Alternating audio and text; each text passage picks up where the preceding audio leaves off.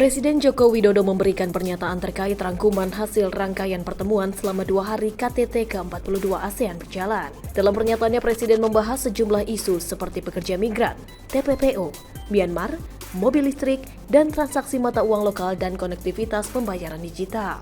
Membuka pernyataannya, Presiden Joko Widodo mengucapkan selamat atas keberhasilan diselenggarakannya KTT ke-42 ASEAN 2023. Selanjutnya, Presiden mengatakan hal yang menyangkut kepentingan rakyat menjadi masalah yang mendapat perhatian pimpinan negara ASEAN.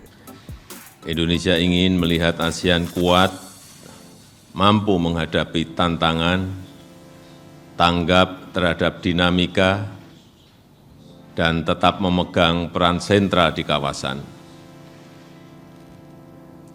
Oleh karena itu, kemarin saya ajak para leader untuk berlayar bersama naik kapal pinisi, agar suasananya rileks dan kekeluargaan. Karena memang ASEAN ini adalah satu keluarga. Ikatannya sangat kuat, kesatuannya sangat penting untuk berlayar menuju tujuan yang sama, menjadikan ASEAN epicentrum of growth dan kawasan damai, stabil, dan sejahtera. Hal yang mendapat perhatian pemimpin ASEAN adalah perlindungan bagi pekerja migran dan korban bagi perdagangan manusia. Presiden mengajak para pemimpin negara ASEAN menindak tegas para pelaku perdagangan manusia.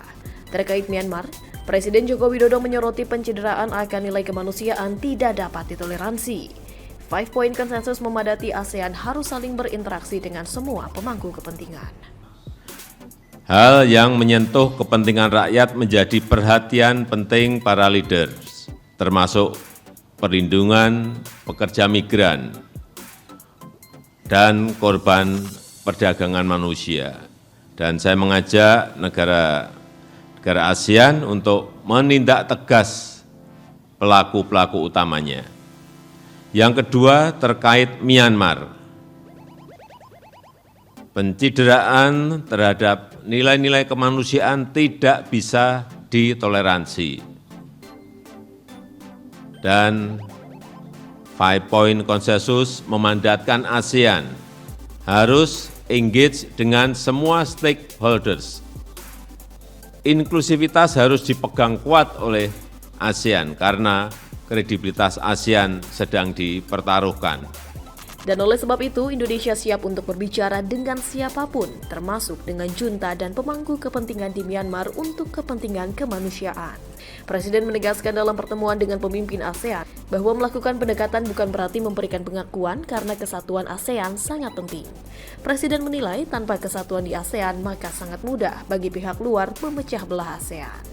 Saya yakin tidak satupun negara ASEAN menginginkan hal tersebut. Tidak boleh ada pihak di dalam atau di luar ASEAN yang mengambil manfaat dari konflik internal di Myanmar. Kekerasan harus dihentikan dan rakyat harus dilindungi.